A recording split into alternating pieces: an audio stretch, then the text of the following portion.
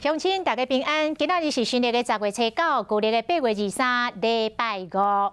新闻的头一条要来讲，开车就路都要专心。有一个30岁女驾驶赛车就高速公路驶到苗栗路段时阵，伊讲伊咧想代志，规台车偏离车道嘛无知觉，转去下弄着一台连结车，规台车并且伫咧空中拍6连才停落来，车辆的零件是喷到规涂骹。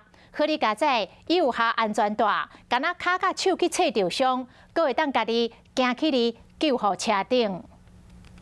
白色轿车伫国道1号苗栗路段无拍方向灯偏离中线，去弄到外车道连去造车了变几啊连。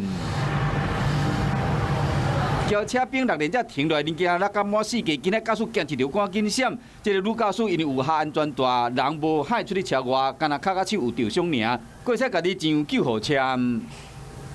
桃园行驶要到台中的过程中，就是有在想事情，那导致说车子向外侧车道偏移。不管是伫高速公路还是市区，赛车拢会细致，像台中市区嘛发生连环车祸。轿车向要转弯，直行车袂付闪，弄到后壁乌托摆嘛弄落，加在3个驾驶拢轻伤尔。警方调查了后，确认讲3人拢无啉酒。初步判断是转弯这台车无依照规定，让直行车先行，才会造成车祸。